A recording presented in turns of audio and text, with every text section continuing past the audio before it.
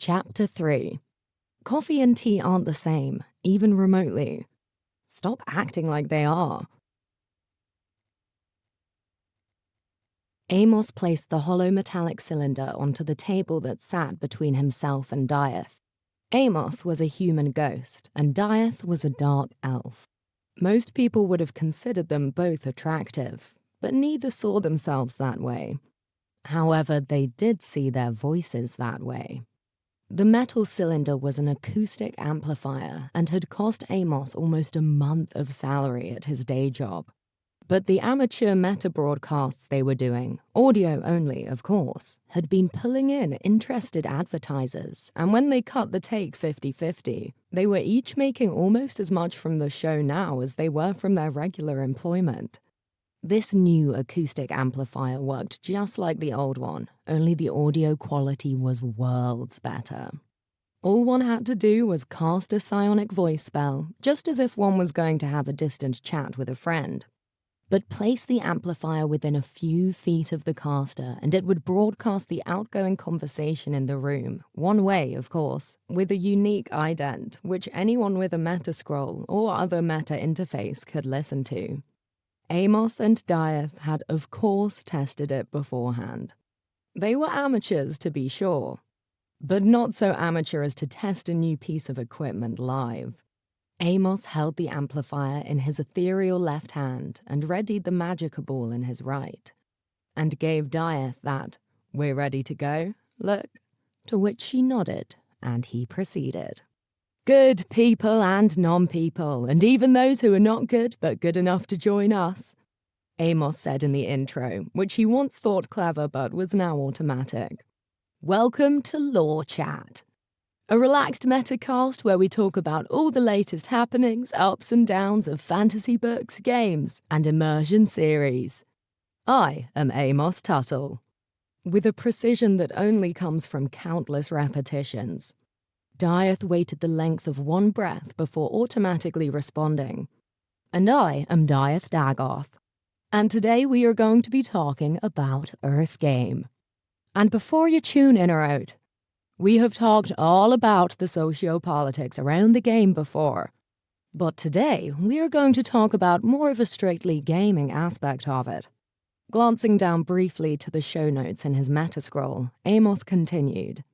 Right, and namely, what we are going to be talking about is whether the new technology lore in the game is going to ruin it, or at least take away from what makes Earthgame unique. Amos paused again. A brief audio cue signaling the transition from the standard intro into the actual meat of the episode.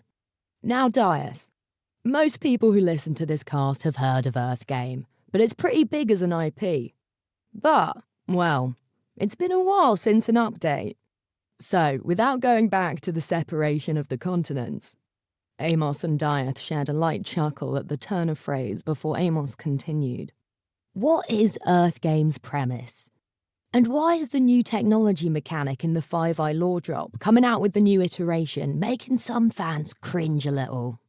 Dieth physically adjusted into a more relaxed position in her seat, the positioning giving her vocal tone a more relaxed air. Okay, so Earthgame is set on the fictional planet of Earth in the universe of, well, the Earth's universe, which I don't think has ever been named officially in the lore.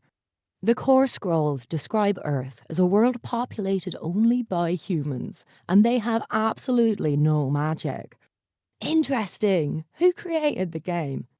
Amos had fully gone over the notes provided by Dieth beforehand, but used the momentary interstitial to help break up Dieth's dialogue, both for her sake as well as the audience's. Dieth smiled, the facial expression translating into a warmer pitch in her voice. Yeah, so, now, the game was started by Elven University students earlier this century, who later started the pioneering gaming giant Athens Guild as a thought experiment to explore a series of what-if scenarios in a universe of pure cause and effect, with no magic. Unfortunately, those original scenarios were also replete with less than stellar political awareness, with elves leaning heavily into the old humans as poor magic users trope. Dieth paused, switching her voice into a higher octave. But when the third iteration of the game released, two things happened. One, humans and lots of other races had started working for the Athens Guild by then. And so it actually, became kind of a way to explore issues like politics and discrimination and representation, even in my parents' day. And two, people found that gaming as a character in a magicless world could be really fun. So, this brings us back to the Five Eye controversy of today. Dieth sat back in her chair and silently motioned to Amos to pick up the next segment. Amos came back in as the two had been hosting this metacast together for a few years, and as such could pass the speaker role back and forth quite well and quite organically. Amos nodded and leaned closer to the metacast cylinder to capture the full range of his voice. His spectral form fully relaxed, and his voice lowered into its signature, rich eloquence his listeners had come to expect over the years.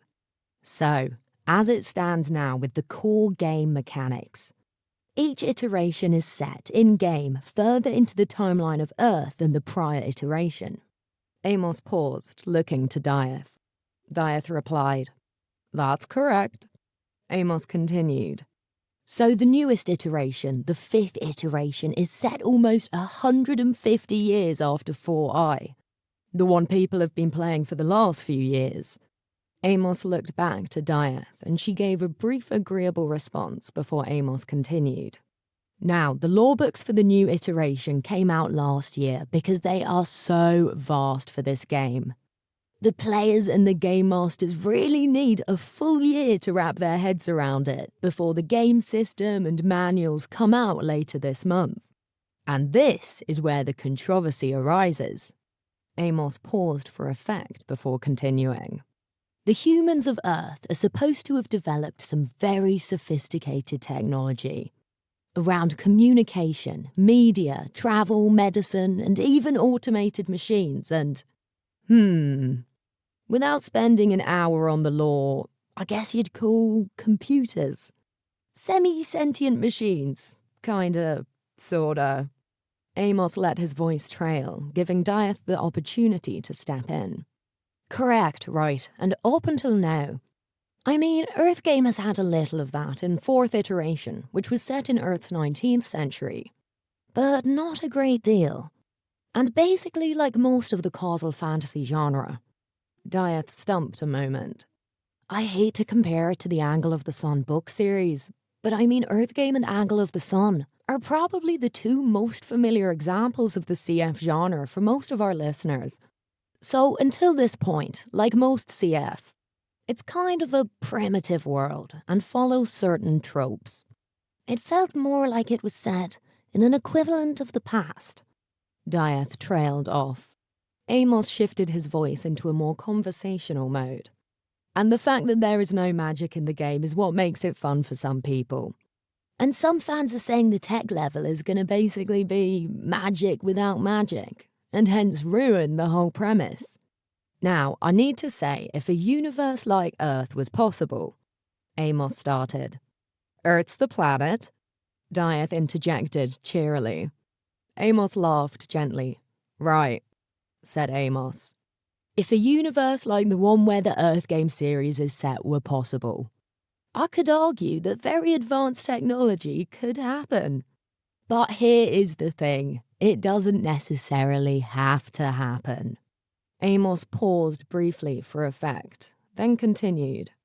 And by that I mean there could have been a war or something, and technology could be stagnant or even have gone backwards. So this is, it is a conscious decision to introduce this game mechanic by the writers. It's not by any means the only foredrawn conclusion the series could have gone in. Dieth interjected. And just to make this a little more tangible and less abstract, in Angle of the Sun, for example, the characters can walk to get somewhere or maybe use an animal as a mount, but that's about it. Dieth paused briefly, indicating a subject change. Now, it's not like the new version of Earthgame is suddenly like real life. They can't open a portal, but they do have fully automated vehicles. Dieth paused, rethinking her statement. Well, I mean, self-powered vehicles. Some are automated and some are piloted, which can get them around very fast, by land and by air. And these vehicles are pretty ubiquitous, we're supposed to believe. Dieth finished. Right, Amos said with a warm laugh. It's not like there is one eccentric rich guy who has a powered vehicle. These are supposed to be pretty ingrained in Earth culture by the time of the new iteration.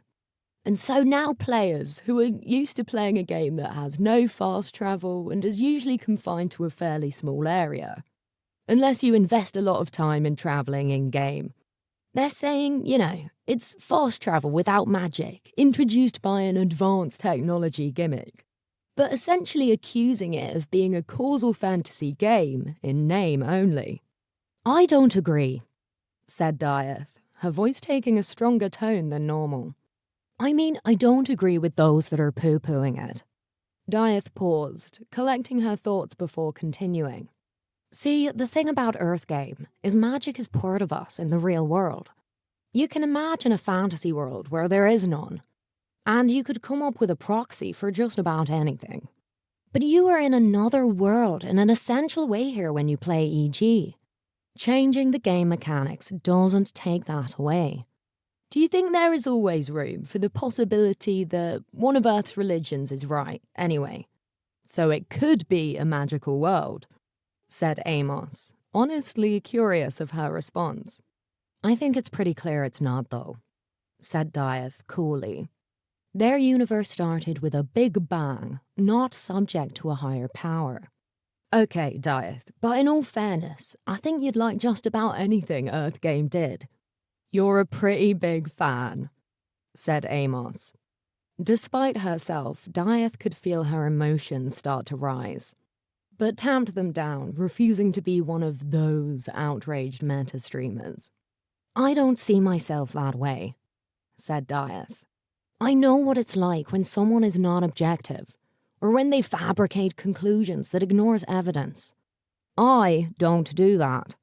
Amos could feel his co-host's emotions start to simmer, and scaled back his timbre to be less confrontational. Dieth, I'm not saying there is a right or a wrong here. I think, yes, it's a non-magical world, and the player's experience, no matter what lore or game mechanics are going on, can still allow you to explore that otherness of pure cause and effect world. Yet for someone else, that world feeling in terms of actions too much like our own might break the feeling of escape. Dieth remained steadfast, cool, and emotionless. I can't agree, Amos. And I am not being collared here by how much I like the game. This is an honest assessment. Amos paused, thinking of a new approach. Dieth, remember when we both supported Aelin Tak for City Council? We both denied there was any chance the bribery accusations were true. And then it turned out they were. He admitted it. You and I, like anyone else, are capable of bias. And I think in this case, there's no right answer. Both things about the new tech law can be true. I think we learned from the Aelin Tak thing. I mean, you'd agree with me by us both admitting we don't know what the Lich Lord is, or what might be going on with it. We've avoided looking like fools like so many people have with their predictions. At some point, this became less of a show and more of a deep discussion with a friend. Dieth took a deep breath. Yeah, true. We were wrong about Tak. And yes, I think that's why you and I have both held back on the Lich Lord, or shall we say, unknown revenant entity commentary. And we've done better for it. Not jumping to false conclusions about it. I'm sorry, Scully. The media have named me the unknown revenant entity. They should call you the unknown awesome skull. No, things aren't going to change between us now that I am a niche celebrity. You don't like how Amos talks to Dieth? You think she's smart and has nice feet? Why are you looking at her feet, you bodiless weirdo? No, I am not kink-shaming you. It's just not the right moment for such things. Very awkward. And look who's saying that. Let's go back to Amos and Dieth. Dieth thought to herself, Amos always insists on playing the position of neutral. But maybe he was right. She was very passionate about this game. He brought up a good point, so perhaps she should reserve judgment until people were playing. But she could play it down at least in as far as what she said on air. Still, he had shut her down by making her position seem irrational. And he had really been dismissive of her. She would discuss this with him off-air. Okay, Amos. For the sake of the players, we can hold off on seeing how this goes until more people are playing it, and how the game mechanics really affect immersion. Fair enough, said Amos. Folks, we'll be right back after the break, and then we're going to discuss the new Earth tech in the lore and ask, how might it work? Dieth took the cue from Amos and continued. That's right, Amos, but first we have to pause for a word from our sponsor. Nemo Shield. Dieth pulled up the pre-written ad copy on her Metascroll and continued in her commercial voice. Media channels and commercial guilds can tell a lot about you from any psionic transmissions you make. From where you are to what your mood is when you're there. And even without hacking into your thought transmissions. The existential envelope alone lets them build up a data profile on you. Take control back with Nemo Shield, a simple Magecraft proprietary device that bounces your psionics through relay points and makes the envelope unreadable. Just go to Nemo Shield on any Metascroll and use code LORECHAT for a 20% discount on your first 3 months. Amos and I will take a break while you hear from some Nemo Shield users. Amos activated a series of glyphs on the Metacast cylinder, setting the device to play the pre-recorded ads, and waved his hand to signal that their mics were off. With the broadcast paused, Dieth sighed heavily. You know, Nemo Shield makes us run cheesy ads.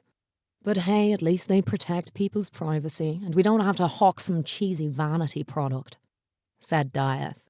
They violate free speech, though, said Amos. They stick in those fact checks with meta-transmissions. Adding additional information so people can make up their own minds is not censorship, said Dieth, especially with so many people vulnerable to framing effects. And believing what is popular over what is true. People who fact-checked others are implying we can't make up our own minds, said Amos. And what gets disclaimed with a fact-check or not can be an elite or popular movement trying to control us. It violates free speech, said Amos. These information disclaimers should be banned. Different people are different subject area experts than others, said Dieth. Especially where bad information could cause damage, it should be required it be fact-checked. In fact, metacasting agencies should be required to do it. Dieth respected Amos, but he could be so reactionary. He was so suspicious of the mainstream media, he couldn't see that the alternative media could have an elite and dangerous agenda too. Similarly, Amos respected Dieth, but thought she was the one who was going along with what was popular. How could one trust the decision-maker about labeling information as biased or not, to themselves not be biased? Who gatekeeps the gatekeeper? Glancing at the indicator ticking off the remaining time left on the ad playback, the break was almost over. We should debate this on air, you and I, said Dieth.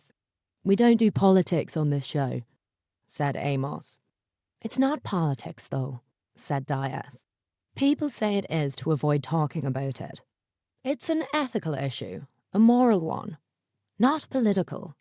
I think it's political, Dieth, but we'll pick this up later. The ads are over.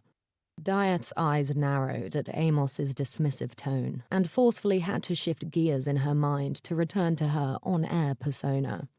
And we are back, folks. Thanks again to Nemo Shield for their support, said Dieth in her cheery Metacast voice as the next segment began.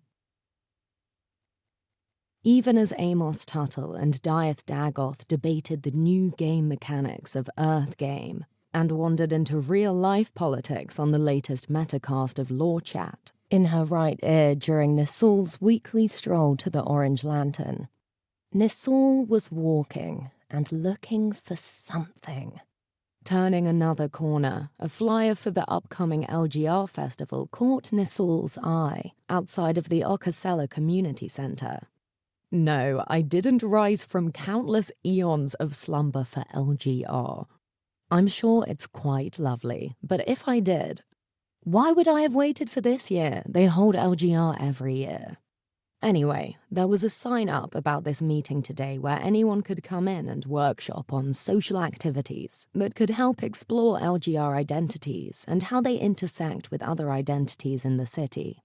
And Nisol thinks, hey, that's what my friends and I do in Earth Game. Maybe I could pitch doing a campaign for this very reason. And not only do I do some good in the process, but I plug myself into the scene of the socially conscious. And who knows, I could fundraise for my own dig. No weird political strings, and I could do the straight science on common origin. No, not me. I was speaking as if I was Nisol Scully. You knew that. Come on now. So that's what Nisol's doing today. Only Tuadon, the guy that might be very upset to find out that Nisol has a pirate copy of the whole Five Eye game system. He and Selman are a few blocks away at the same moment. Oh yes, stuff is gonna go down, Scully fellow. The community center in the middle of the secreted, stoned, and time-troubled city of Ocasella was thronged with a mystical and many-minded multitude that morning. As illicit spectra of colors flowed from the sunlight down to the gray stone aggregate pavement streets below. Alliteration is not cliché, Scully. Fine, you fleshless minimalist, I'll tell it your way. Nisol found that she would not be invited to speak this day, but instead, the members of the community who wanted to present potential concepts for the LGR were broken into small, workshopping groups. She, as a potential presenter, was seated at a small table in the community center with 3 co-working volunteers. A woman spoke. The purpose of the Lich Ghost and Revenant Festival is to celebrate the contribution of the LGR community within our society and the growing acceptance we feel, as well as the adversity we have overcome. It is for members of our community who are both ethereal and material. As many of you know, the anniversary of the Great Entropy is also this month.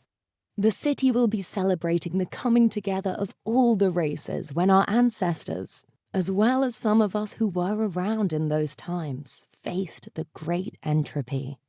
We endured that crisis to end all crises and gave birth to a new city.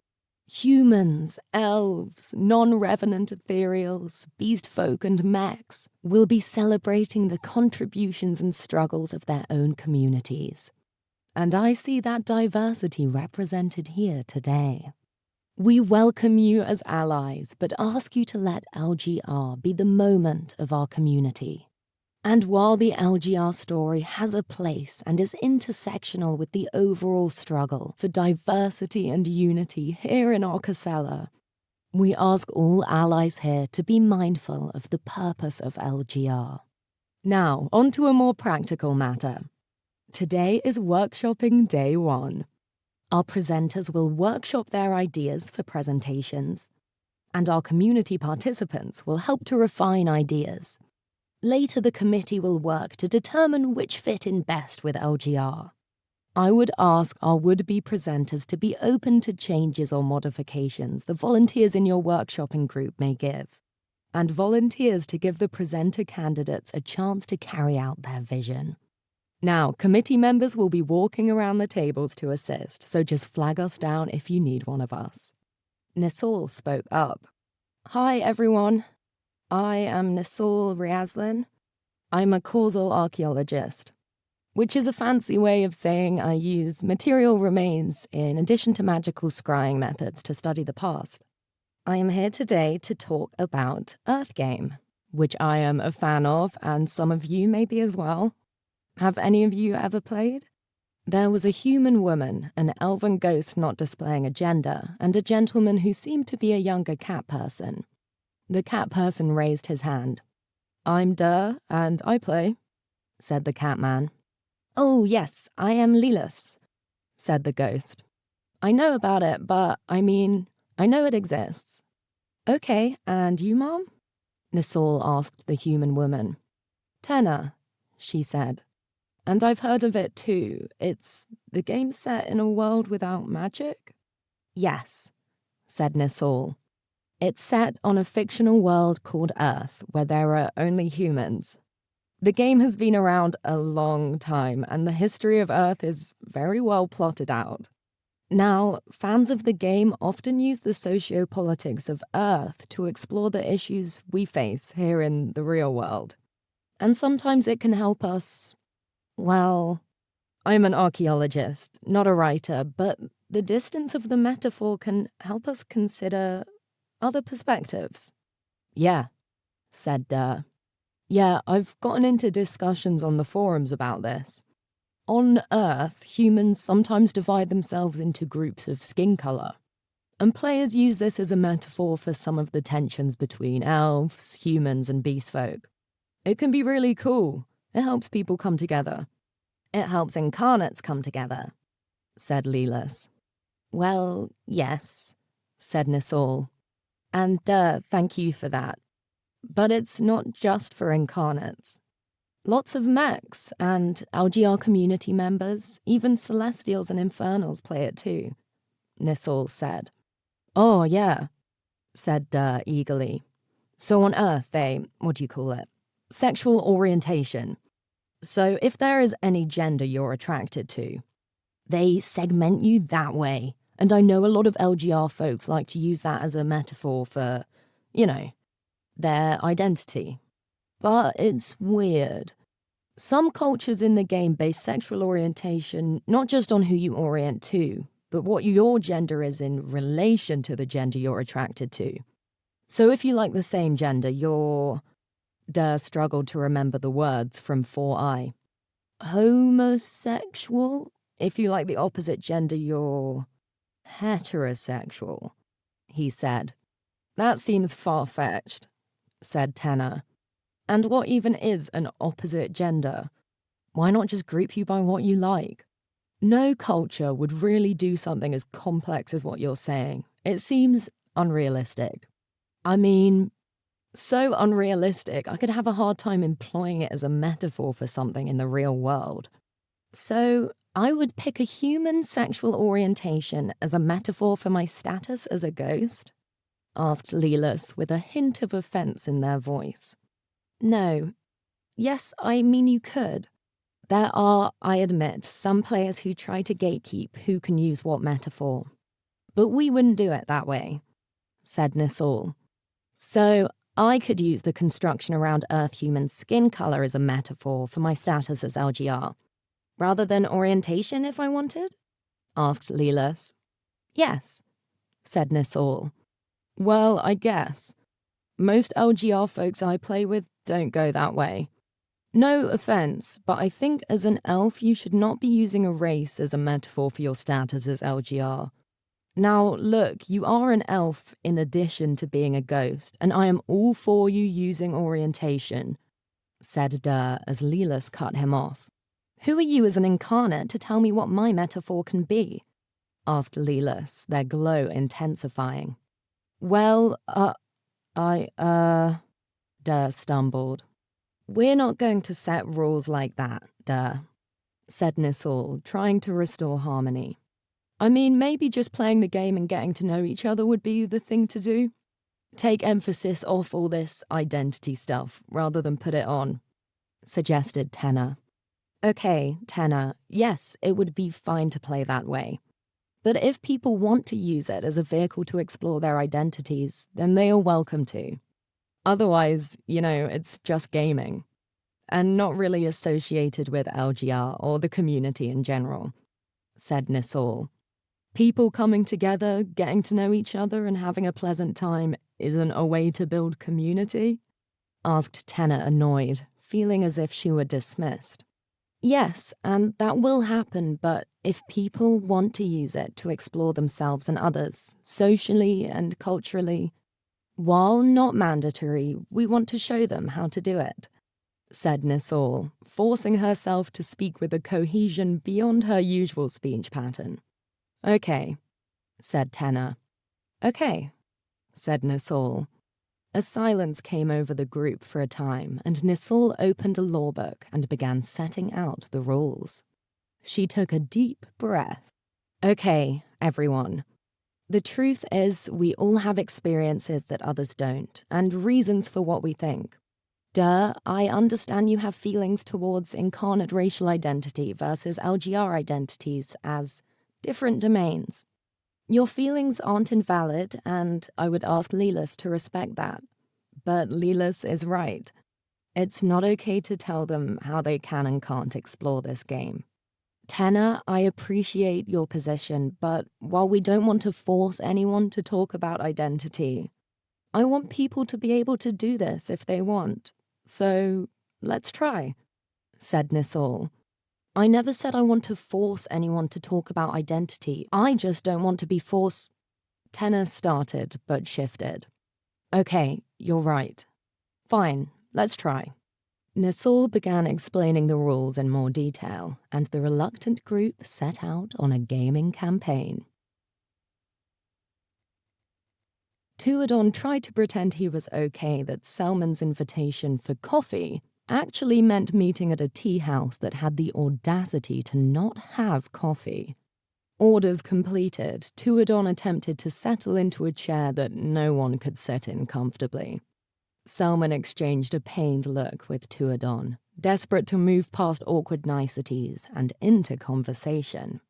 So, said Selman, let's talk about pink humans. And he smirked. Yeah, I thought the same thing, Scully. Selman does like to make poor Tuadon squirm. Okay, said Tuadon.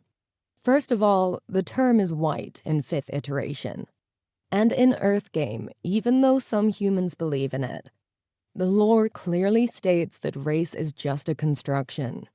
No offense, said Selman, raising a hand in supplication. I know that for you, I mean, elves that is, you and the Dark Elves collectively. Some of you think you really are separate races, and others don't. But for humans, race is just a construction even in the real world. At least within the spectrum of being human. A light elf, said Tuadon. You referred to me just as an elf. I do that too. I'm trying to get better about, you know. Selman was stirring the pot a bit, Scully, yes. You're trying to get better about not calling yourself an elf as if you are the default elves? And dark elves are a lesser people. And you're right, this is what I just did. See, even a human can buy into the vestiges of high elf superiority. Selman let a coy smile play on his lips. No one says high elf anymore, said Tuadon, the sentence coming out in a beleaguered huff. But the people that coined the term high elf certainly used it. And it's their construction of normativity we're talking about. And 1,000 years ago, you would be called a high elf, or just an elf. Not a light elf, said Selman, gesturing towards Tuadon. Fair enough. But you just call yourself a human, said Tuadon. Pink humans are extinct in real life, even if they are still around in your game, said Selman, taking a sip from his cup. Why would I call myself a dark human? Now, I might refer to my ancestors as dark humans, but that is in a historical context, he replied. There is nothing in the present for me to contrast myself to. It's an odd thing, though. Living humans do come in different colors, but we almost never think of ourselves as a separate race from each other. That's an elf thing. But pink humans, my extinct cousins, that's, as you would say, a complex object. Selman tilted his head slightly, momentarily lost in the thought. Tuadon noticed Selman starting to tunnel within himself and quickly changed the subject. Okay, said Tuadon, attempting to recenter the conversation. You were asking about fictional pink humans in Earthgame, right? Yes. Selman recovered the crux of the discussion quickly and continued. Are they a proxy for light elves?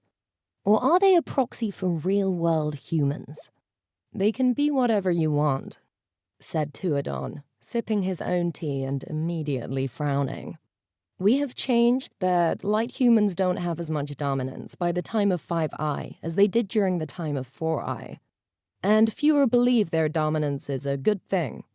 Sometimes in trying to do good, they mess up by not allowing other humans to have agency and help see societal biases they can't. You don't see that as a proxy for light elves in the real world? And their relationship with humans, dark elves, orcs, or beast races? Maybe not their relationship to mechs, revenants, or ethereal, but to the other incarnate sentients. Selman leaned forward in his chair, eager to dig further on Tuadon's inner thoughts. I thought the term was just biological sentient now, Tuadon said, offering Selman a guarded look. Or do you not accept the theory of common origin? Common origin is not a theory, said Selman, leaning back into his chair, pouting at Tuadon's refusal to take the bait. Humans, elves, orcs, dwarves, beast folk all have a common ancestor. And if I am not mistaken, in the game humans used to debate whether all Earth humans had a common ancestor or not. But by 5i they accept that as true. Yes, said Tuadon. Well, most do. Tuadon, what I mean is what are the pink humans in the game a proxy for in your view? In Tuadon Apoloc's view, and don't forgive my bluntness here. Answer me with the perfect non-committal LGR Council or One Okasella movement proper terms of the month. Selman locked eyes with Tuadon, searching for the slightest flicker of deception, emotion, anything to reveal the true Tuadon Apologue. Tuadon smiled, allowing his body to relax back into his seat. Conversations with Selman were starting to feel more like an intellectual duel of wills, and his mind thrummed with the challenge. They are in my mind a metaphor for light elves. Like me, but not all light elves. They are a metaphor for the privileged classes, regardless of race. And they are also a metaphor, not so much for literal pink humans in the real-world history, but for the complex role the memory of pink humans plays in our culture. That was a great answer, said Selman, eyes sharpening into daggers. When are you going to learn I'm not trying to hang you by a rope? I can tell a rehearsed and planned response when I hear one. Apropos that, said Tuadon, picking up his tea again and realizing he didn't want it. If I may ask, and you are free to decline to answer, how do you see pink humans? Tuadon returned Selman's pointed stare as he stood a bit more in his chair. Selman scoffed gently, his expression becoming the love child of amused and annoyed. He didn't like having his own tactics used against him. I am an existentialist, Tuadon, Selman continued, defiantly refusing to break eye contact with Tuadon. Not an essentialist. I don't build my identity out of being a human or even a physical biological. I process pink humans as just humans, but who considered themselves different because of a physical trait. And some considered themselves superior, and that led to real-world harm against the rest of humanity. Selman paused, his vision dropping momentarily to his reflection in the murky water of his tea. And he continued, but it's complex. The fire in Selman's voice softened with the reflection, but maintained its cold edge. Some modern humans stress pink humans were humanity's first oppressor, and light elves were their second. That humanity will always overcome oppression from within or without. Some people blame pink humans for sending the ancestors of regular humans into a poorly planned war that led to elven domination taking root here in the north. To some humans, pink humans are our lost kings and queens who died fighting the elven oppressors. Our forgotten siblings. An inspiration or a cautionary tale. Take your pick, Selman said, gesturing with an open arm for emphasis. That's the thing. Like the characters in your game. Once you are gone, you can be whatever someone else needs you to be. Those do sound like troubled times, Scully. I feel like you and I were napping during that time. I don't know why Tuadon did not just get a water if he doesn't like tea. Right? I was thinking the same thing. Okay, Tuadon is responding. What about the few pink human revenants and ghosts still around? Tuadon asked. They're ethereals and liches now, said Selman with a touch of finality. They aren't pink humans anymore. Okay, said Tuadon, noting the change in Selman's tone. I agree. But Tars Erstfeld, he was a pink human general 4,000 years ago during the Human-Elf Wars and sent thousands of other humans to die to save his own hide. And he is a lich now who only got stopped trying to commit what the state labels acts of terror 50 years ago. I think he's entombed forcefully at Brescia now. Delinia, Selman said, the intellectual fire returning to his eyes. Not Brescia. Fair enough, said Tuadon, backing away from the subject gently. But I believe ethereals when they say that even though the transition means they are a different order of being, there is also a sameness of selfhood. I believe the terms the socially correct crowd would want you to use are revenant ethereal and physical revenant. They would remind you some ethereals have always been ethereal and remind you some revenants are physical. A hint of playfulness returned to Selman's posture. But Tars Erstfeld still exists. He was there during the Human-Elf War, and he is here now. Where does he fit? Tuadon asked, relieved to continue their friendly combat of wills. I am more concerned with the terror acts he committed in our lifetime than what he did a few thousand years ago. Selman eagerly continued. Is he the same Tars Erstfeld as he was then? Who cares? He's a rotten monster who tried to destroy a city when my mum was a kid. So he is bad now and was bad then. It doesn't matter if it's the same bad or a different one. Now, am I the same Selman Ann who used to think I wanted to be a historian? And not a metaphysical media major or work for the city post office? Selman shared in Tuadon's relief, not expecting this conversation to take him in such introspectively dark places. You referred to your former self as I, didn't you? Tuadon asked, a playful smirk turning his lips. Their wills finally spent, both joined in a heavy sigh that would come to mark the end of these long conversations. The mental exhaustion combined with a mild euphoria, a feeling similar to recovering from a strenuous physical workout. The pair finished their drinks with much lighter conversation, and Selman had convinced Tuadon to go down to the Harmony District to see the preparation for the LGR festival. The truth was, this was a wind-up for another matter altogether. I'm going into the marches next week. The All Flags Brigade is going to be camped on the border of Sevia and Comess when the Lich Lord comes through, Selman said. The unknown revenant entity, you mean? Said Tuadon. We don't know this is the Lich Lord, or if there even is a Lich Lord. They mean me. There are legends of a being called the Lich Lord who will arise from the Everwell and bring bad stuff. Yes, I came out of the Everwell, but I don't know if I am the Lich Lord. I am an entity and a revenant, and the folks of Ocasella haven't had a picnic with me, so yes, I am unknown. That one is fair. It's kinda a cold name, unknown revenant entity, but it's fair enough. You're not going to ask me if I know who I am or not? You're not going to ask anything?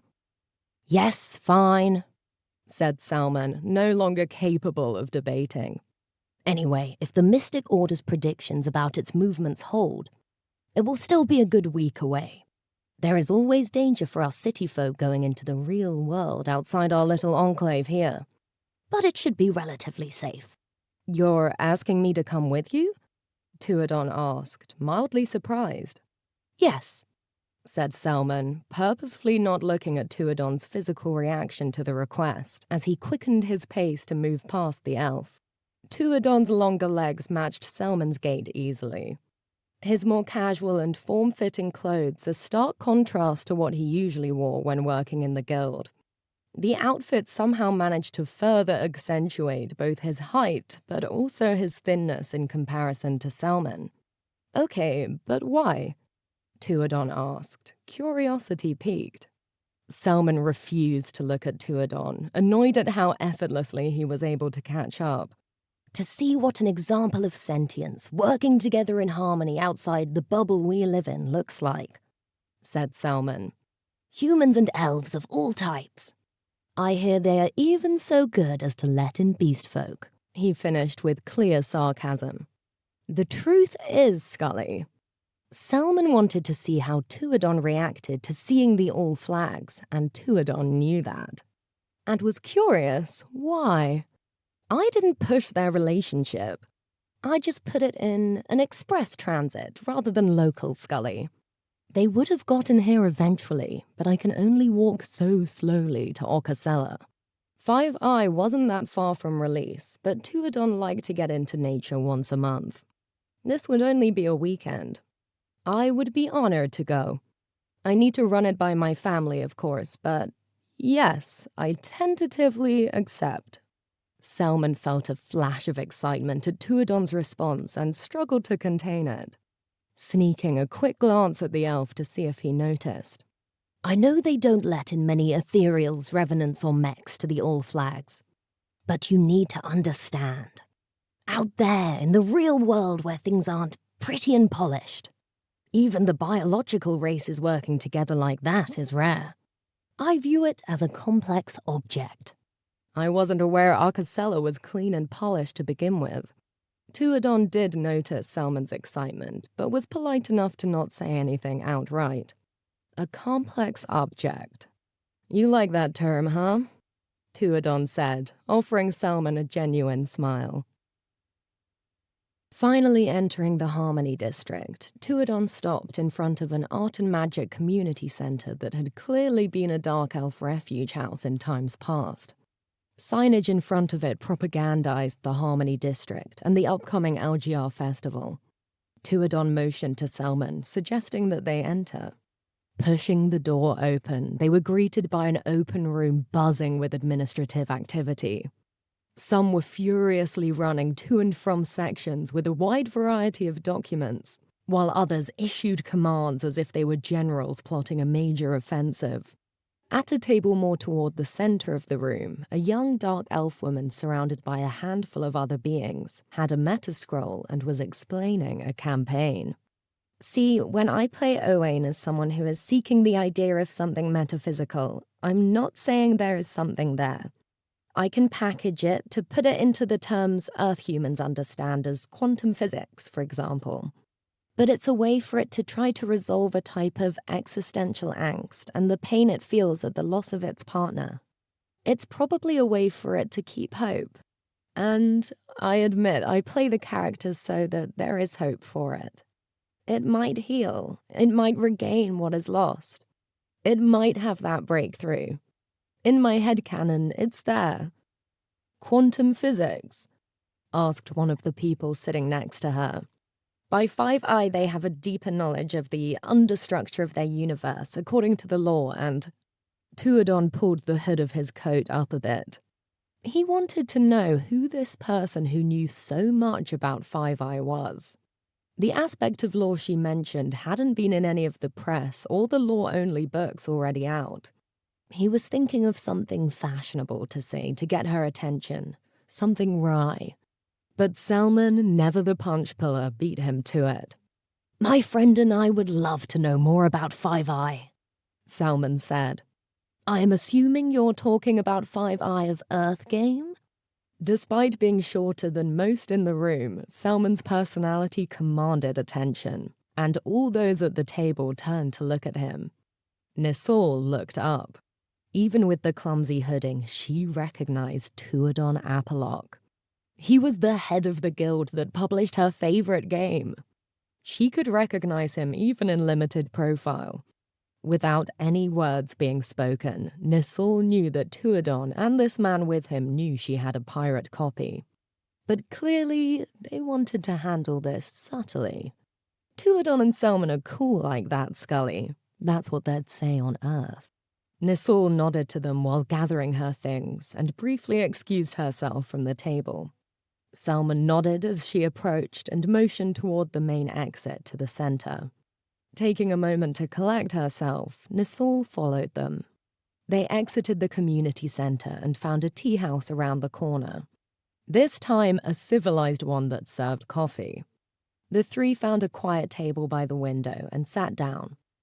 I never expected to be meeting you like this, Tuadon. She immediately caught her informal tone and stuttered to correct herself. Mr. Apollock. Utterly mortified to be meeting him like this, Nisol wanted to sputter out some sort of explanation of her actions, explain how she got a pirate copy, and that she was sorry.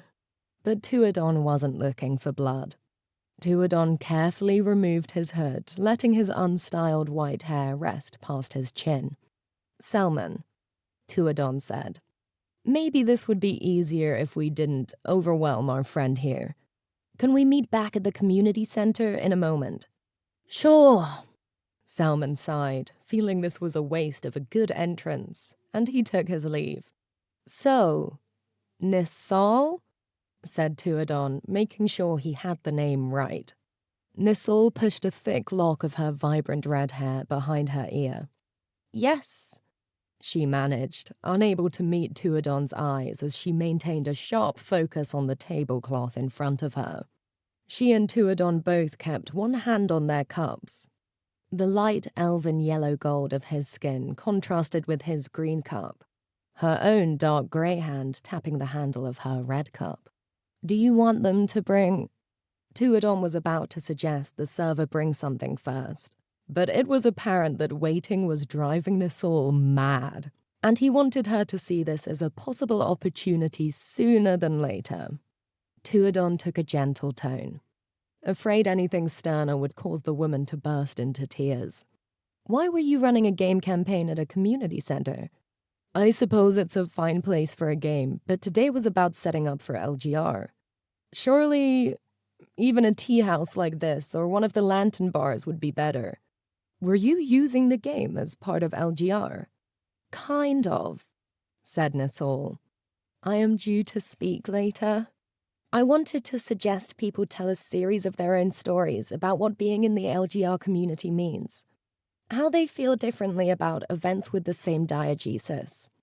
I mean, the same events that... Nisol's mind reeled as it tried to find the right words. But Tuadon's soothing tone stilled her. I know what diegesis means, smiled Tuadon. I run a guild that makes its money telling stories. Right, said Nisol. So I wanted to show people... Whether it's talking about this year's festival, or a prior year, or even what the LGR community's role in city history is, it's okay to have a different story from one person to the next.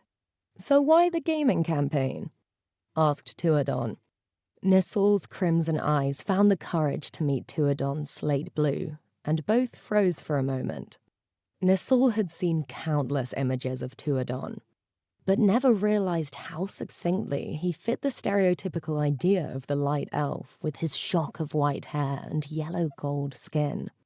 Tuadon, in turn, was not prepared to find the culturally quintessential dark elf representation. Red hair, red eyes, and grey skin, holding a pirated copy of his life's work. The moment passed, and the two shared a chuckle, finally breaking the tension. Confident that the worst part of this exchange was over, Nisol started to relax. I wanted to host an event during LGR where we'd have a few dozen speakers use storytelling to get that across and to sell that idea. I wanted to have a few people doing a micro version of it today, said Nisol. And they weren't getting it. So I wanted to show them a campaign. Get them to play and see how they could all have a valid experience and a different story inside a world. So my sample speakers, if you want to call them that, could make my point for the event I'm proposing.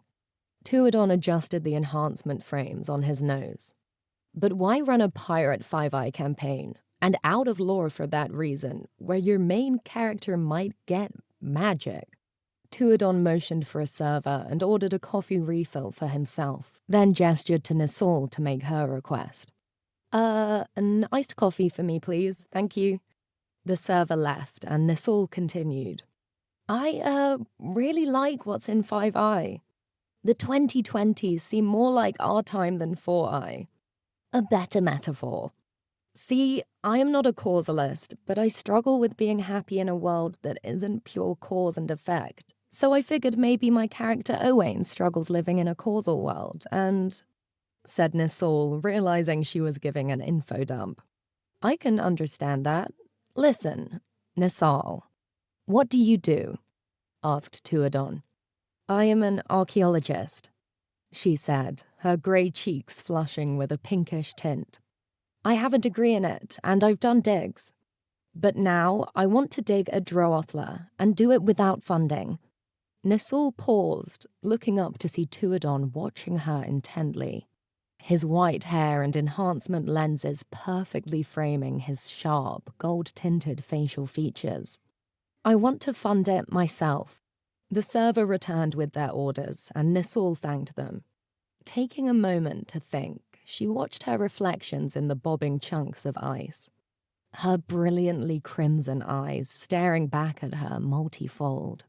I thought if I could get experience here and do some good, maybe I could take a stab at hosting a fundraiser. As Nisol spoke her thoughts aloud, she could feel her confidence growing. Tuadon broke into a grin, gesturing to Nisol. That was you? You're the Dr. Riazlan that refused funding from the Dark Elf Culture Affairs Bureau? Nisol nodded quietly, her mane of fiercely red hair bobbing in response. Tuadon laughed lightly, sitting back into his chair. You managed to cause quite the stir from what I've heard. Tuadon leaned forward again, lowering his voice as he rested his elbows on the table. The people who might otherwise fund you. I assume they aren't okay with you finding what you might find, and wanted assurances you wouldn't push common origin theory. Tuadon studied the young Dr. Riazlan intensely, fascinated by the sudden turn of fate. I haven't used Dr. Riazlan for a while, but, you have time to study history running a gaming guild company? Asked Nisol. Tuadon laughed. Well, formally, no, but come on. Droathla isn't just a battle dig site. People are always trying to use finds there to back up or tear down Divine Sundering or Common Origin or what have you. And I do, read the news, said Tuadon. I heard what you were saying in there, said Tuadon. How much would a dig... He started. It's called a season, what I want to do. Nisol replied quietly. Tuadon began to speak, then stopped himself, touching a finger to his lips before speaking again. How much would let you comfortably do a season, your way, academically valid? No backers pushing you to skew your findings. He fixed his gaze on Nisol's reactions again. 3,400 full occas. Nisol raised her head, locking her gaze with Tuadon again. This wasn't the first time potential backers pretended to take her work seriously. If Tuadon was going to poke fun at her work, he would do it while staring her in the eyes. Tuadon noted her defiant posture, but his tone remained unchanging. That's a specific number. You've done a budget then. Okay, you know 5i launches later this month at convention, right? Yes, she said, her voice trailing cautiously as she gauged his intention. And I am under tremendous pressure to show that 5i is profitable, fun, and more socially relevant than ever.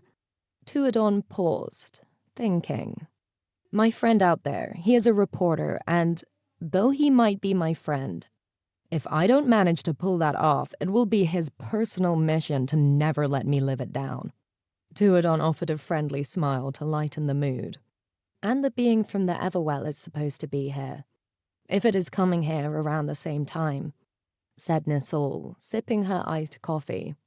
Tuadon found it interesting that she referred to me as neither the unknown revenant entity or the Lich Lord, but matter-of-factly as she did. I certainly am from the Everwell. I like it too.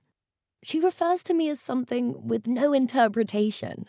But back to our friends. Tuadon raised his eyebrows at the news, sighing gently. Yes, I've seen the news reports, but I'm not sure what I can do as a game designer. He looked back up at Nisol and offered what he hoped was a reassuring smile. We can only do what we can. Now tell me.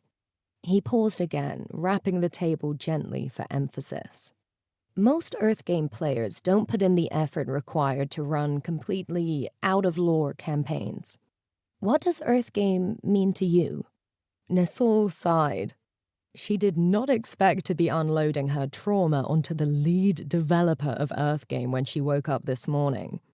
I'm separate from my parents, she said. I don't know if we will ever be on the same wavelength. I sometimes wonder if life ever matters. It's all like a story. I get caught up in the riddle that is entropy and causality with Magicka, and I look there for an answer. But not finding one, I look to do that in Owain, who imagines magic, as I did with Ethan, my main for Five Eye before. I did push Nisol, yes, to be a bit vulnerable with a man she just met, Scully. But I did not push her much.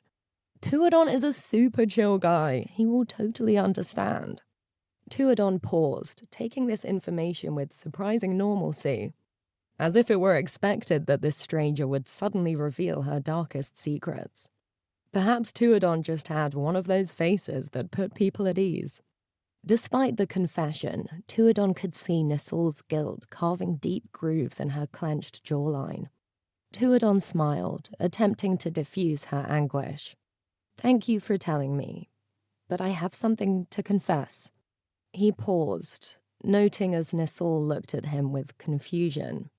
We know Earthgame has a troubled past. He tapped the table gently for emphasis. If you're up for it, why don't we call that an advanced copy?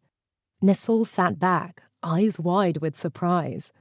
Tuadon continued. What do you think about becoming a designer? A game master? For the first time in a long while, Nisol laughed. Their intense icebreaker finally over, the two leaned in closer to discuss the finer points of this new arrangement. Nisol's first assignment, co-running a one-shot demo at the Five Eye panel at the convention. It was up to her if it would go out of lore or not at the end. Tuadon thought she could demonstrate the value the game had in resolving differences and personal reformulation. But most of all, that it was fun. If she agreed, he would fund her dig at Droathla, provided the campaign she ran was a success. Nisol initially agreed, but later on wondered what she had gotten herself into. I did not mind flay Tuadon, Scully. I just nudged. I massaged, like getting a tight muscle to move properly. And that muscle movement was for him to offer Nisol the Game Master role and her to accept. And Selman to not question him much about why he offered this elven woman he just met an important job. I have great metaphors. You wouldn't know a good metaphor if it hit you on the top of whatever the top part of a skull is. Why did I choose to push him through and orchestrate all that? I could say, I guess, that I just have a feeling. But I have no flipping idea. Points for honesty? I mean, there's no one to massage me, is there?